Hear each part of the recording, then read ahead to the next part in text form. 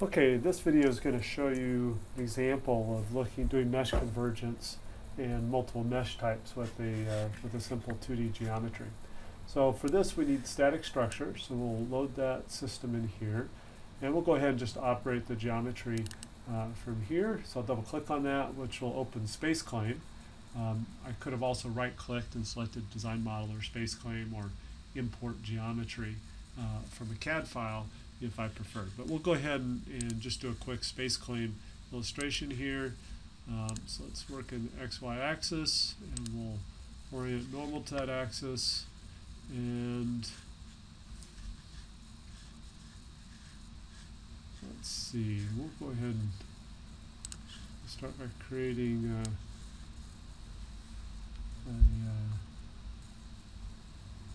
a rectangle. I want this to be, so I hit spacebar to hold that so I can type in. So I'm going to do 20 millimeters, and this other direction I just want it to be long enough. So let's pick, just pick 30 for now. We can always change that later. And I'm going to make a circle. We'll start here, and let's make the radius of that, let's see, 5. Yeah, the diameter will do 5.3. And let's make another circle over here. We automatically lock that in there, so I've got matching values. And let's now trim some of these surfaces. Undo.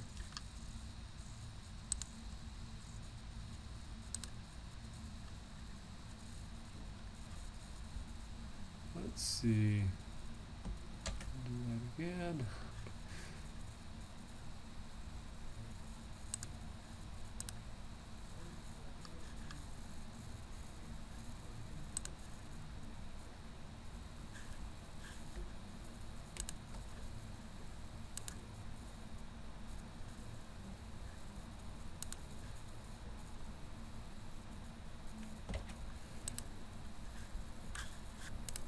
Alright, so now I've moved this so you can see full screen.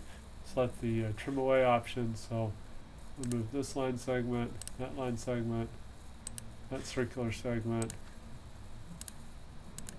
And so I've created some basic geometry. I'm going to do a half model in this case. And so now I just want to pull that.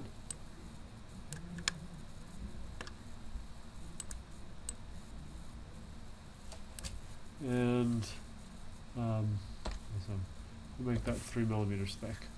Now, so we have our geometry, and I'm going to go ahead and create a mid-surface, as we did last time. Normally you wouldn't do both of these, keep both, but I want to do a comparison. It's a good learning exercise, but to do comparisons multiple ways. Now it automatically assumes I just want the mid-surface, and it's suppressing the solid for physics. So I'm going to right-click on that and activate for physics. So both of those will be passed along to the CAD model. Okay, so we'll close out of that. And it's passed that information on in here. Let me go ahead and save my project.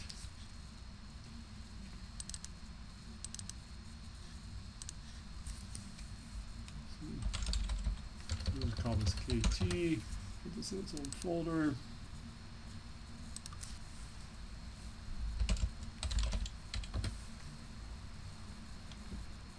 Okay. Now, let's go ahead and open up, actually, because I'm going to do 2 of these, I'll show you some of the ways we can combine these. I could do a second analysis that depends on some aspects of these others. This time I just want to bring the geometry across. So I'm going to grab the static structure and I'll drop it on the geometry. And you can see how it'll pull the engineering data over as well. Speaking of which, let's go ahead and create a new material. PLA, you're going to be getting additional properties for this. So put isotropic elasticity in here.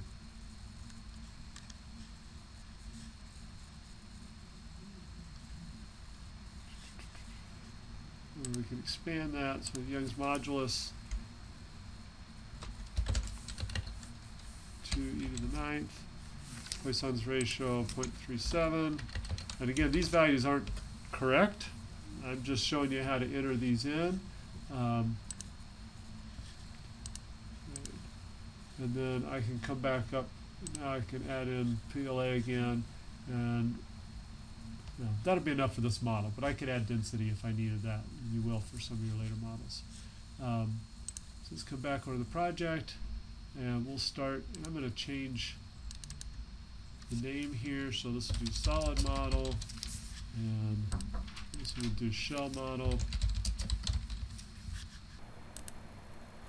Okay, so I double-clicked on the model, and that brought up ANSYS Mechanical. And we can see here I have my geometry with both the solid and the mid-surface. So right now I'm working on my solid model. So let's come into the geometry, and we will suppress the mid-surface. Right, so now we can just work with the solid. So we will, let's just start at the top and work down. So one of that is, I probably need to check my material assignment. So material assignment says structural steel, so I can come down and you can see since I had PLA open in engineering data, I can select that. So that's now assigned. Now connections, coordinate systems can be useful if I want to look at stresses or other things in a, say, cylindrical coordinate system. I can define it, or some alternative angle of Cartesian coordinate system. I can define new coordinate systems. You can see when I select that I have some new options that become available. Connections are good if I have multiple bodies, if I'm worried about contact, or if I'm trying to bond two pieces together. But we can skip straight down to mesh. Now I can just hit update mesh, and that will generate a default mesh. And you can see these are brick elements and fairly uniform shape and size. Not adequate to resolve the stresses around the corners, so I need to refine them. Now if we look under mesh, we can adjust the sizing here, as well as some other parameters we'll talk about more later. I can look at quality. So for example, I can select air limits, I can select a metric, so I can do element quality, and then it would give me values of that. And maybe I want to make that a parameter to report. So we will put the average. I also, often it's nice to see what the statistics are, particularly the number of nodes. It's just kind of a way of representing how complex the mesh is. So I can put in here, now I can also add mesh controls. So I could put general sizing in here. So and now I could select, for example, faces, and I could select these two faces right there, and I'll hit apply. So now that's applied to the geometry. And then I can set my element size. And we'll maybe start with 3 millimeters. Oh, that's in meters, 0.003 meters. That'll be better. And one of the things I'd like to do here is I'd like to control how fast it gets coarser. I mean, stresses will be highest around those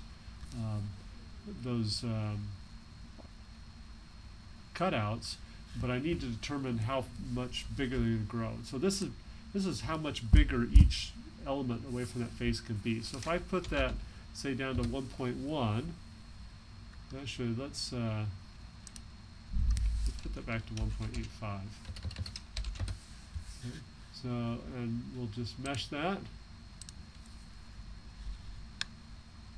All right, I didn't really do anything. Let's make this 0.5. See, oh, sorry, 0.0005, and let's update the mesh. Show mesh, right? So you see it made a fine elements right there, but it gets back to normal size really quickly. So I could change this number to 1.1, and now they have to grow more slowly away from that. And you can see now I've got more refinement across that level, those areas of stresses, and I like that better. So I'm going to make that a parameter.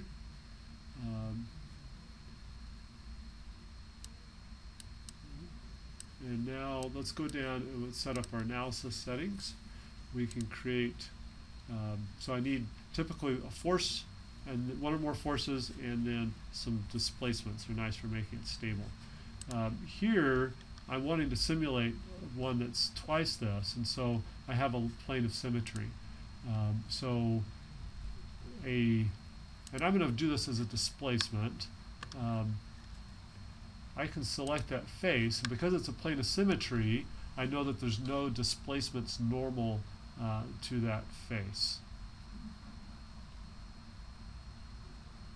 So I can select that and hit apply, and then look at my coordinate system. That's in the y, so I'll put 0 in the y-axis there. Okay, so now I've got a constraint. Next, I want to apply a force, and so I can add load force with my area, apply. Now I selected a force, but it's going to spread it out over that. And actually, I think I'd probably rather let's just suppress that, and we'll add a pressure.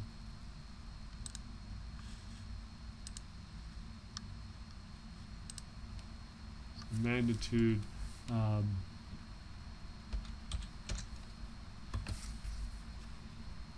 put 1 megapascal of pressure across that surface. So a nice round number. Okay. Now I just constrained the displacements normal to this face, which have been able to stop rotations about x and z. But I could still have rotations about y as well as translations in x and z. So I need to have something that is a little more fixed than that. So let me apply FixPort, and I'm going to pick a node right near the middle there. Hopefully these are fairly small. If not, I'll get some large stresses. But well,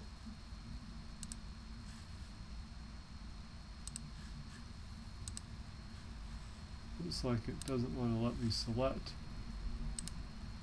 a node. So another option. Now this is a little tricky for the setup, because if I were just to constrain all the dimensions here, I have stresses of interest along that plane, and so that could change the result.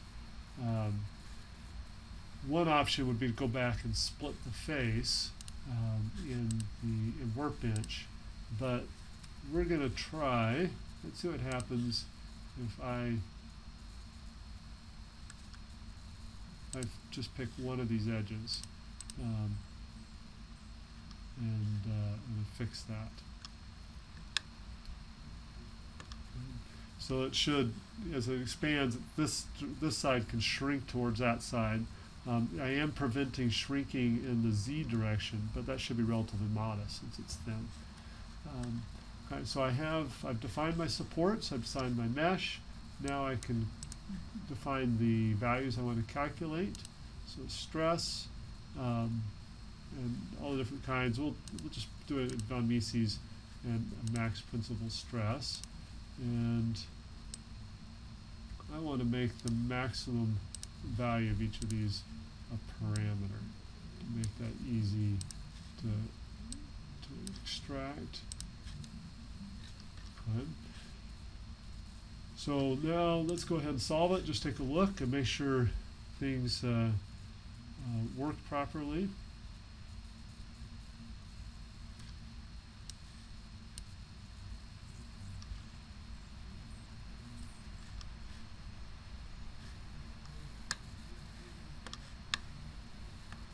So see, I'm getting some peak values over here away from the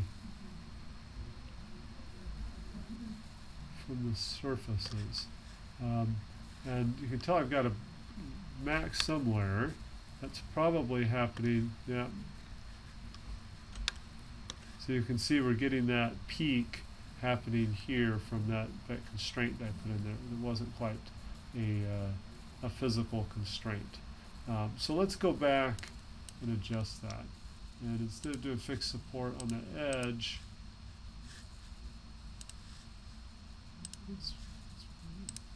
on that node. All right, so that, and then we'll create another displacement constraint on this. Now, again, what we're trying to do is find something that simulates that it sort of wouldn't even know it was there. So we could pick this surface and say that it has 0 displacement in Z. Okay. So let's solve that again and see how that looks.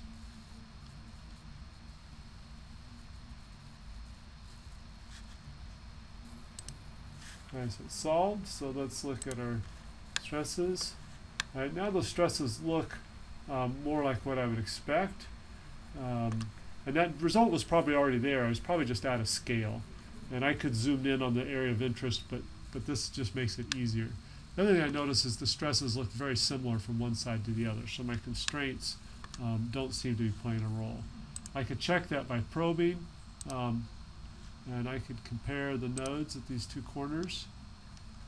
See if I have, oh, I didn't have the same node.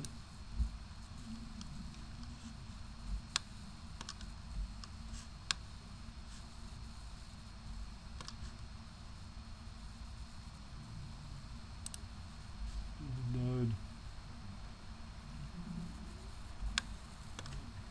There's mid-side nodes in these, so we need to capture. So 2.84 versus 2.75. So those should, those you'd expect to be the same. But let's see how.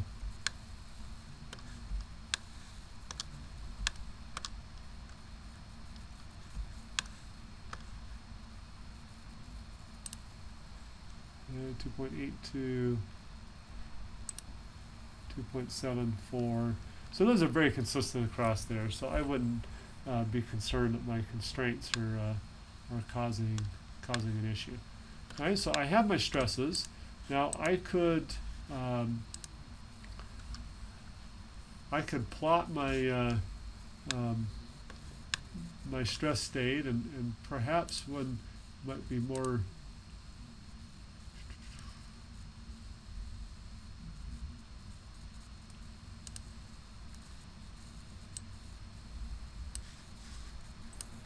So I could take my normal stresses and then plot those along the y-axis stresses, which may be most comparable to what we would get from a stress concentration.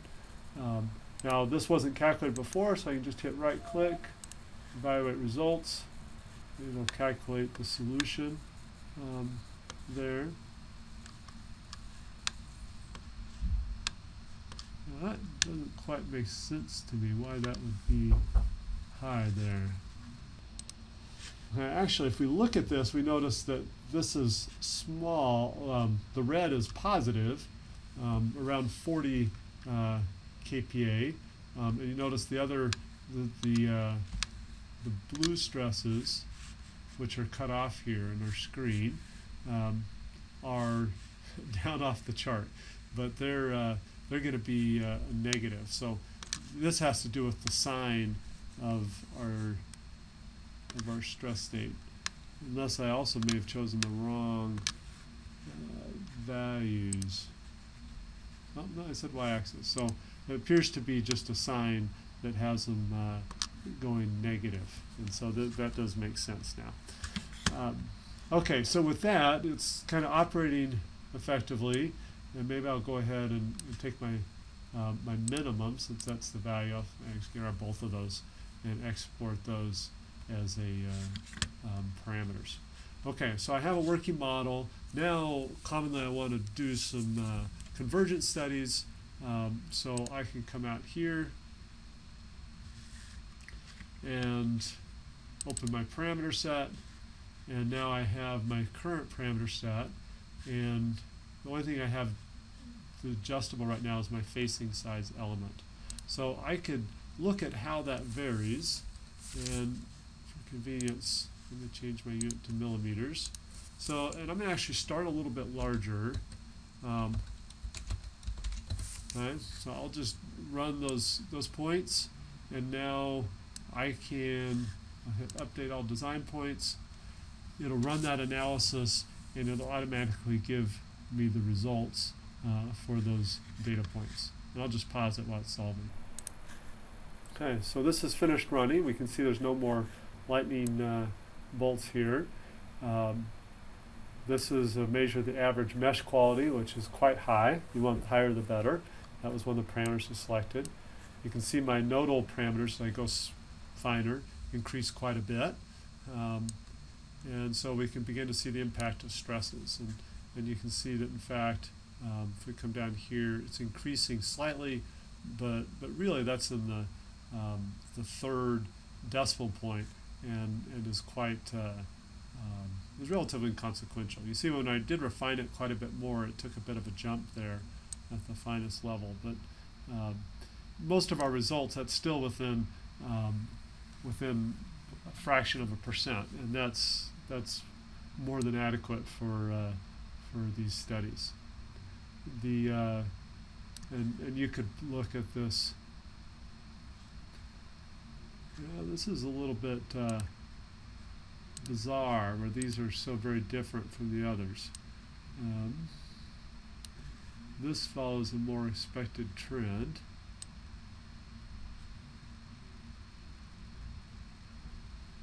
I don't know how to explain that.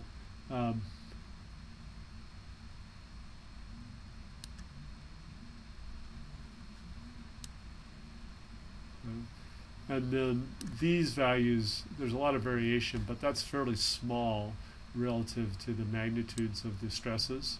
You see here in 10 seconds, so that's kind of in the rounding errors and should be seen in that context. And so I'm not sure what to make of this, but we'll let's take that data. So one of the things you can do then is take and export this data so that you can create a plot of the information, say in Excel. Okay, so that was bothering me on the max principal stresses. So I went back and I've created a plot for the minimum principal stress, and you can see that that kind of varies where we want.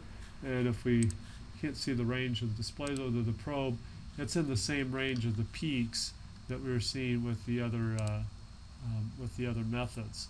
And I think what's happened is I probably actually have my pressure defined so the loads are compressive.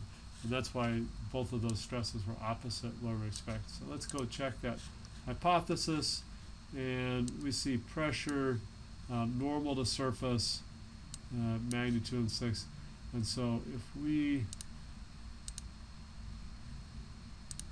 do vectors, and I'll just do components. So 1e to the 6th. So now I can could solve for that, and we would expect those stresses to flip around. So that's the kind of thing you want to check and kind of sleuth out from what you know about stress states and von Mises stresses and max principal stresses. So let's look at that. And now those are small, and our max principal stresses are large in tensile, as we would expect them to be. So there's an example of working through and doing the mesh convergence. Now, for the first problem, you could then come in here, open up the model again, suppress the solid, do the tension bar, do the surface, and repeat the same basic process so that it gives you the same similar results but with the shell model. And again, a lot of ways you can do this. This is just giving you one illustration using a different geometry for your reference point as you come in here. So there's where we could suppress the solid, and again we could do that analysis in 2D now. So hopefully that's helpful for you, and we'll see you in class.